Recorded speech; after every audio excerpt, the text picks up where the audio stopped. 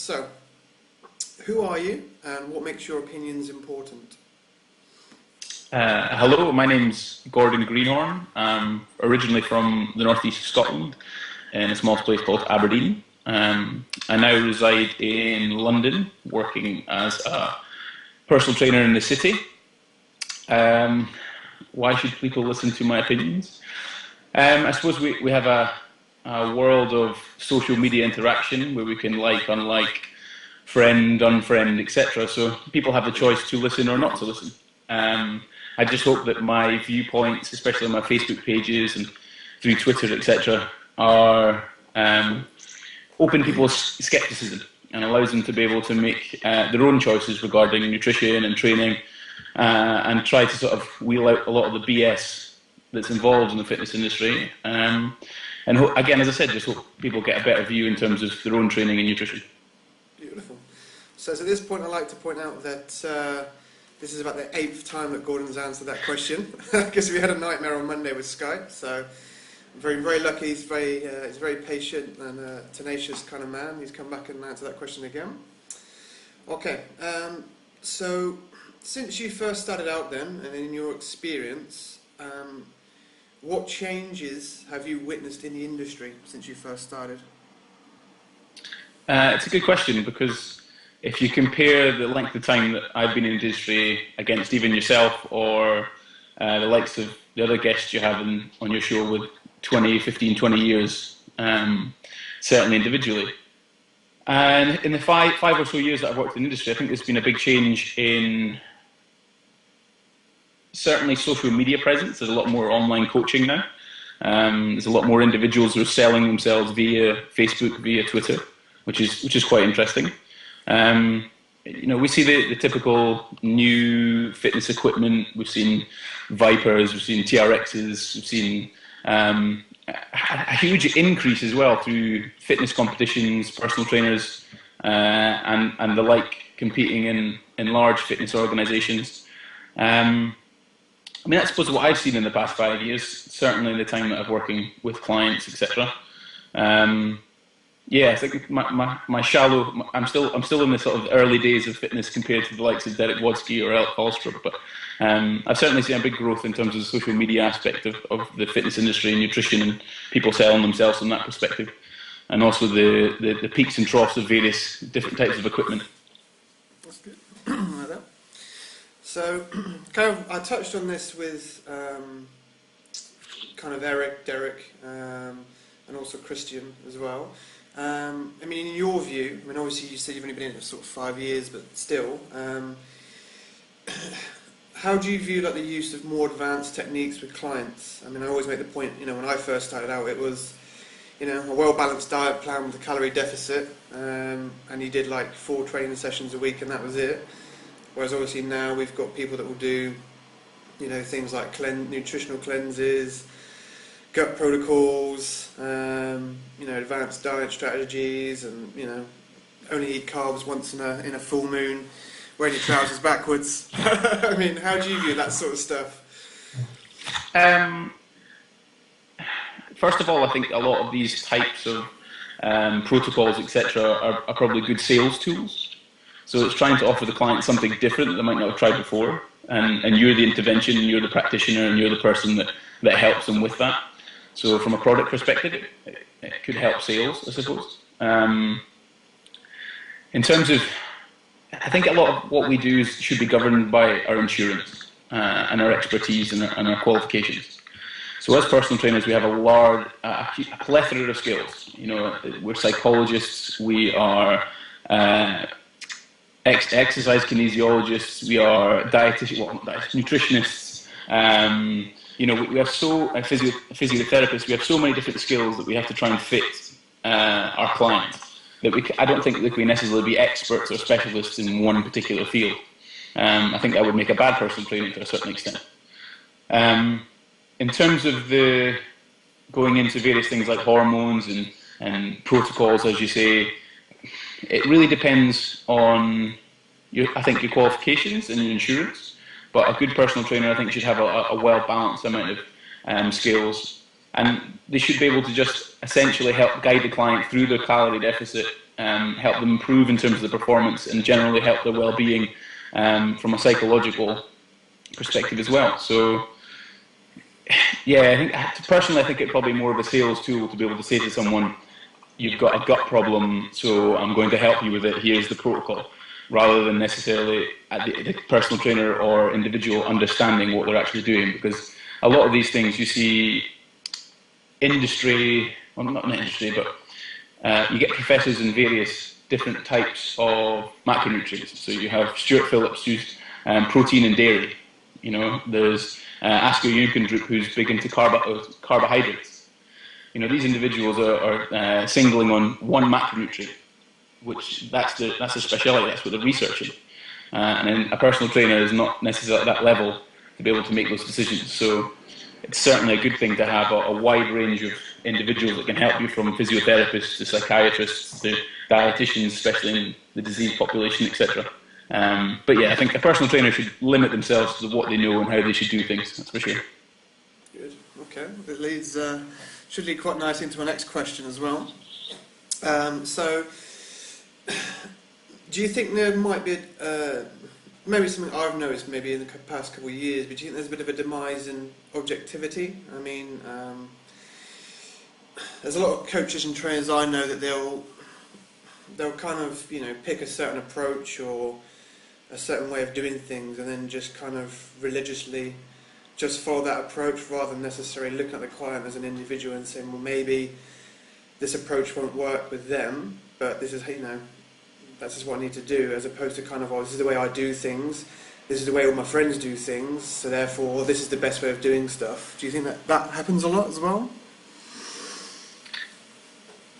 Yes. Do you mean sort of things like cookie cutter programs, for example, that people would just essentially change the name and then add it to someone? Or do you mean that they have a specific mantra where they would only have everyone on a low-carb diet, like or a high-carb diet? Or a specific mantra or like dogma, if you like. Okay. Yes, I think a lot of personal trainers do. I do think probably more of the old school personal trainers have that kind of dogma. Maybe they've seen it all, done it all, and that's the set in stone. You know, we see the individuals generally don't change their personalities over the age of 30, which is quite interesting. You know, so does their ability to evaluate and change opinions maybe change with that as well? So I don't know, to be honest. I think if they've been in the industry for a long time, then maybe they do stick with I don't really know how to answer the question, to be honest. But yes, I think there is an issue where a lot of personal trainers in the industry tend to stick to one system, and they try and fit it to every single person. I do agree with that.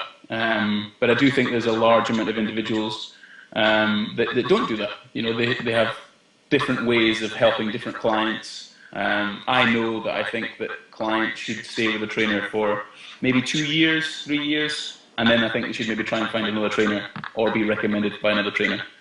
Because it's quite a good thing to get something new and new ideas and new ways of doing things, and certainly from that perspective.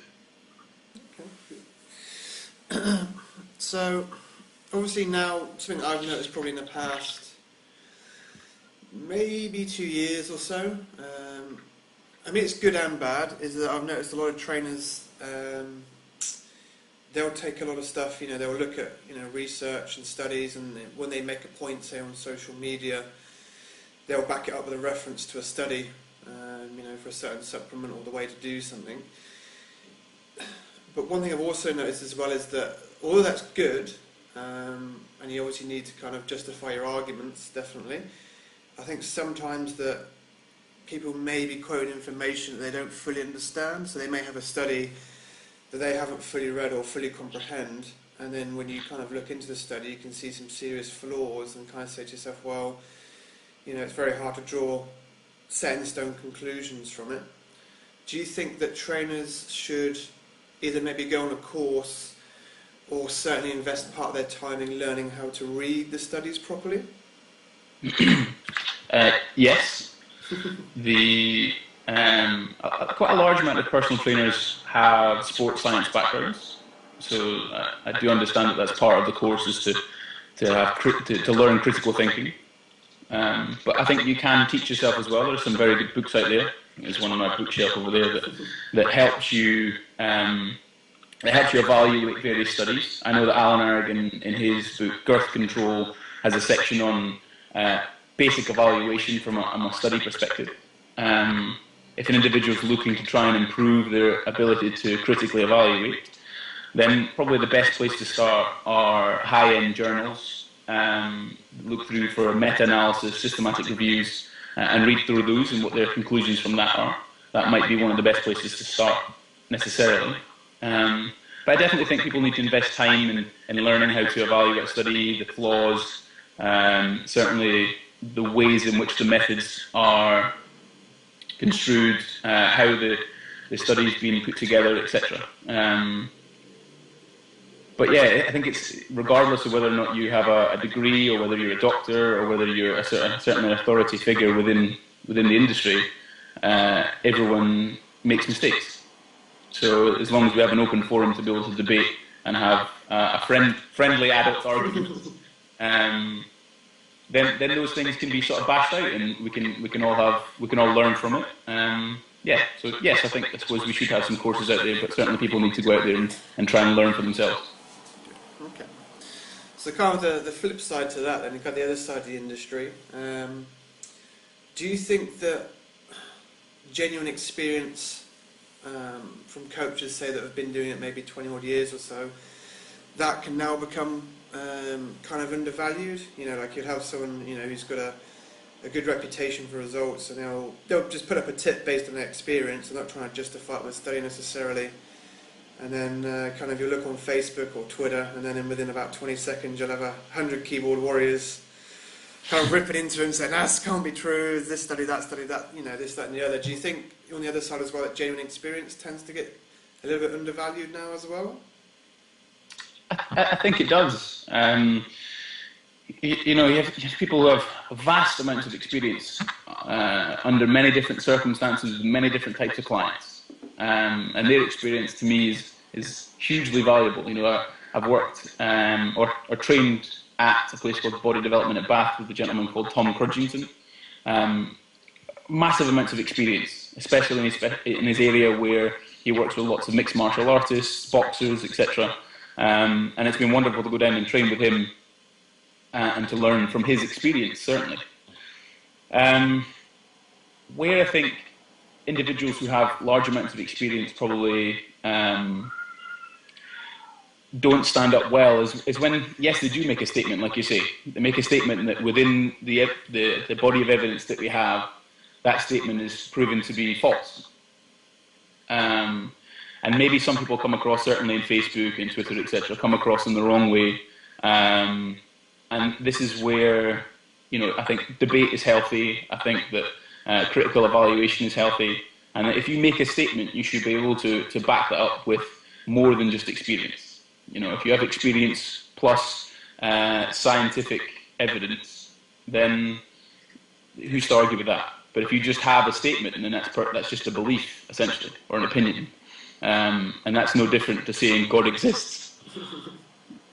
Because you can't prove or you can't change it. But some people make some statements about various things that can be disproven or can be at least backed up by a number of studies. So I think it's important that they use their experience, but to make sure that if they do post something on, say, Facebook or Twitter, that they're able to back it up and say why. This is why. From my experience and this literature, this is why I've made this statement. Okay, that's good. Okay, so kind of we'll follow on from that.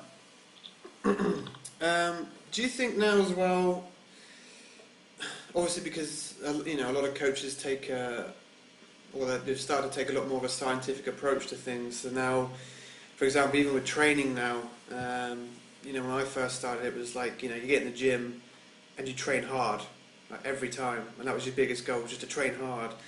Whereas obviously now people will come in, I see a lot of coaches that are very clinical in their approach, which, you know, is good to a degree. I think they'll come in and obviously you prescribe your exercises, you know, your reps, your sets, your tempo, your rest periods, your angles when you're contracting, things like that. Do you think sometimes there can be a danger, especially maybe more for bodybuilding, maybe, in your opinion, that maybe sometimes you can be a little bit too clinical at the expense of, say, sacrificing, being able to train really hard with intention and just having the heart to get through like a really brutal workout, rather than sat there worrying about, is the angle right, is my tempo exactly perfect, have I done the exact number of reps? Do you think that tends to happen as well?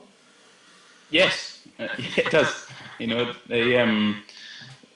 have individuals that'll worry too much about the speed of the reps that they're doing. They'll worry about the exact seconds that they rest, even to the point where they'll make sure that they'll have their post-workout shape within 7 minutes of stepping off the gym floor. Yes, I think we do. I think we overcomplicate things. We work hard, but certainly from a natural bodybuilding perspective, or from a natural physique perspective, I think you do need to be a bit clever with the way that you train and the way that you exercise, the way that you rest, the way that you consume foods and set up your diet plans, etc. I think you need to be a bit cleverer, because essentially the guys that are enhanced, they have a massive advantage, and they can pretty much do anything and probably get a result.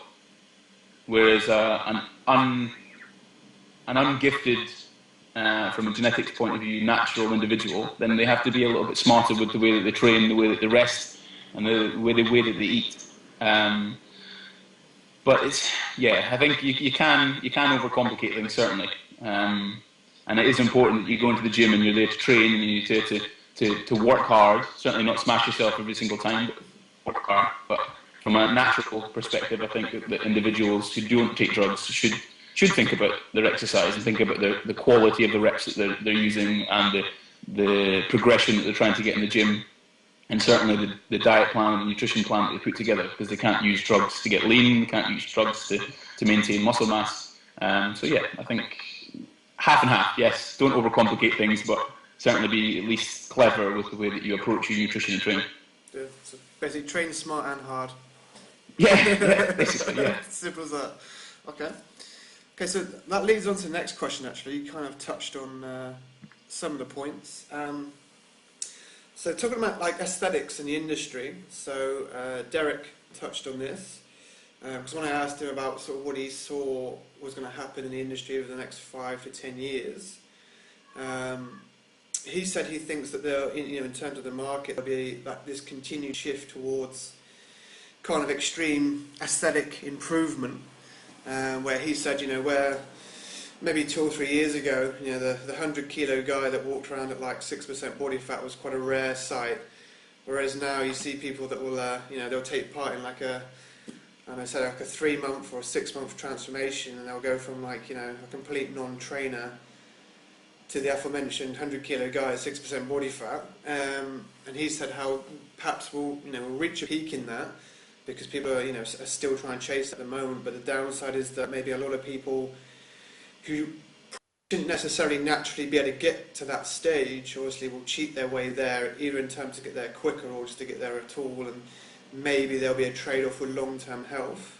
And he thinks that maybe after 5 to 10 years, people might start to reevaluate, that looks good, but really I want long-term health as well. I mean, how do you see the effect of those sort of competitions? You've got the WBFF and Fame and Miami Pro, those sort of things. How do you see their influence on the industry? Do you think it's good and bad, or do you think there'll be a peak in maybe the bad stuff, or how do you view it? I don't think it's just for the likes of the WBFF or even competing as such. The media is responsible for the amount of pressure we put on males and females and the way that we should look and how we should look from Photoshop and bits and pieces like this. It's quite an interesting, I think it's still on YouTube, but it's called Bigger, Faster, Stronger. And part of that, I don't know if you've seen it, but it's a very good YouTube, it's a very good documentary that looks at sort of steroids in the United States and looking at three brothers. And one of the parts of the documentary looks at the evolution of an action figure. So the action figure starts at G.I. Joe, he looked alright, but then it goes from that to like the Hulk, all the way up to this mutant soldier. And that's the kind of progression we've seen in the media in terms of, you've got people on the men's health cover models who used to be not large, not any different to any normal guy that you see in the gym, but he just had a good set of abs, to now where they're pretty rich and they're pretty big. I think it is. It's a dangerous sort of place that we're at, where people are we're very visual in terms of human beings. We understand the dangers of daggers and cars and bombs, etc. But what we don't understand are things like diabetes, hypothyroidism, and abuse of T3 drugs that help us get lean, to enlargement of the heart from large doses of anabolic steroids, and even poor dietary intake for long periods of time. We don't really understand those diabetes and cancer, etc. So I think people need to understand that being 15% body fat it's not a bad thing. It's not unhealthy. It's perfectly fine. Being 20 or 24%, 25% for a female is not a bad thing. I think the fitness organisations that promote sort of modelling competitions and certainly bodybuilding competitions, I think people need to be quite clear and concise with how they feel during a dieting phase. Because when you step on stage, and I know that for a fact, when you step on stage, I am certainly not my strongest. I'm tired, I'm depleted, I'm ready to stop having to diet for the past 4 months. And we look at the different kind of journals that you have, case studies that they have on natural bodybuilders, and they look at the testosterone levels of a male pro-natural bodybuilder who's dieted. It's taken him 6 months to recover to normal levels post-show. And that's the kind of detrimental effect that it has on certainly a male individual. I'll maybe try and post those journals in the comment section, either for yourself or for the Facebook followers on my page. And it's just quite interesting. I think people need to realise that to be able to get that kind of level of body fat percentage either takes a lot of drugs and a lot of effort, or it takes just a hell of a lot of effort. And that effort not only goes into the dieting phase and getting up early and making sure you get into your training sessions, etc., but it takes a lot of strain on family, on friends, and you essentially develop an eating disorder to be able to get that lean. So if people understand what it takes to get there, then maybe they probably wouldn't want to get there in the first place. So yes and no. I think competing can be a good thing, but it can be a bad thing if the person doesn't have the right kind of psychological state and backing from things like friends and family. So my next question is a lot more simple, because you've kind of coached people to physique competitions, you competed yourself. Mm-hmm. I mean, what would be your golden rules for finding a good coach if you do want to do a show or even a photo shoot and get that lean? I mean, how would you pick a good coach to help you get there? I think even the simple things like customer service. So it's simple. Like I try and promise to all my clients that if they send me an email Monday to Friday, I will reply within 24 hours. And I don't think that's unreasonable. If I have a PT client, I just make sure that A, I turn up on time, and B, I have everything prepared. I have the session ready. I have a uniform on. I'm smart, I'm clean, I'm tidy, and I'm ready to help them.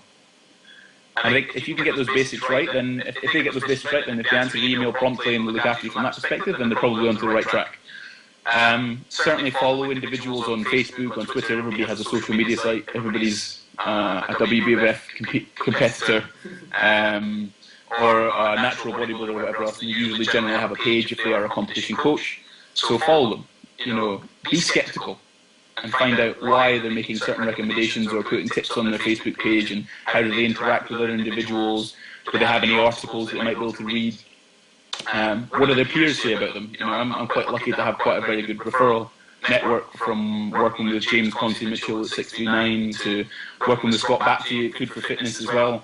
I mean, these guys, we all refer within each other with their different sort of specialities, and that's probably the best thing. Did your friend compete? Did they have a good trainer? What did they think about them?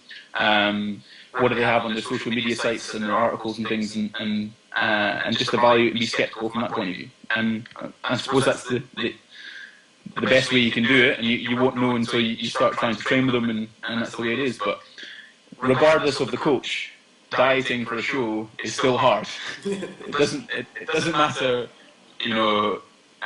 what dieting protocol or strategy, be it flexible dieting, be it low carb, be it paleo, be it whatever it is, it's going to be hard. So if a coach makes you eat fish and greens for the next 10 weeks, it's probably not the best diet to be on, but it's still going to be just as hard eating a macro approach. So understand that, but yeah, best thing to do, I think, is getting referrals and looking through social media and being skeptical on what they're posting and the statements they're making. Okay, that's good. Okay, so, I mean, based on what you've seen so far in the industry, I mean, what sort of predictions do you make for changes that might happen over the next 10 years, do you think? This is a good question you asked last time. I wholeheartedly believe that I think regulation is going to be the biggest thing to hit the fitness industry in the next 10 years. We have bodies in the UK called REPs, the Registered Exercise Professionals, but you don't need that to get insurance. We have really short, quite poor personal training courses where you can simply get qualified very, very quickly. And I know, and you probably know, and I'm sure that many other of your listeners understand that it probably takes 2 years to at least hone your skills into being a personal trainer and being a good coach. 5 years, maybe I'm not quite there yet, and it takes another 15 years to get there. But I certainly believe that it took me a good 2 years to get to learn different kind of people, different coaching skills, even having to cope with difficult situations in the gym when it's busy and you need equipment and you've got a program and you're trying to follow it. And I really do think that there's going to be an event that's going to cause greater regulation. There's going to be a story in the newspaper, someone's died, or someone's recommended someone steroids, or something ridiculous. And it's quite scary, but it's also quite good at the same time. I think we need to have regulation. I think we need to have a governing body that is non-profit, that says that this individual is capable and understands, and this is why they understand, and this is the qualifications that they have, and this is recognised by this governing body. But definitely, in the next 5-10 years, there's got to be more regulation, surely. We have 27,500 personal trainers in the UK, and I probably wouldn't pay 95% of them. Okay, so the all-important final question.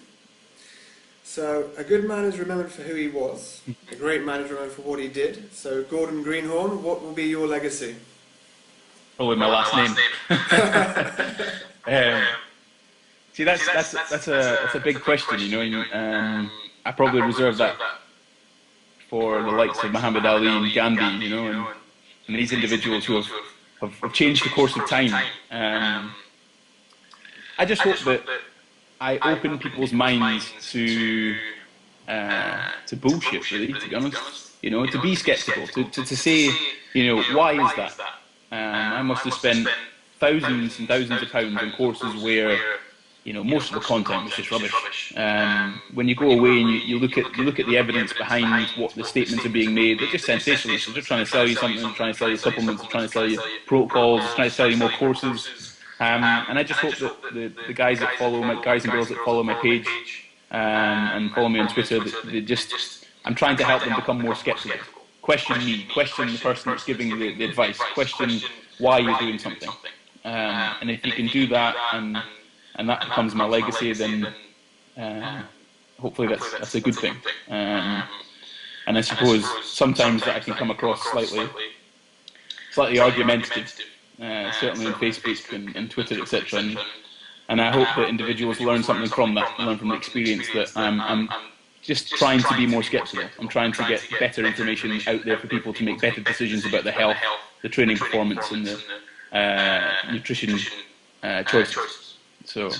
But yeah, I think certainly being skeptical is good, and that's what I'd like to be able to leave a legacy in the short 5 years that I've been doing this. But hopefully I'll be around for a few more years. Beautiful, I love that. So obviously, end of the interview, so obviously thank you for your time again, because obviously we did try earlier in the week and it was a nightmare. So yeah, thanks for sharing your opinions and your thoughts. So what I'll do is I'll edit this up. I'll send you a link first of all, and if you're happy with it, then we'll set it live on the masses. Brilliant. Thank you for letting me be part of this. I suppose a few other guys have got a bit more experience than me, but I suppose it's good to be part of something and have a voice. So thanks.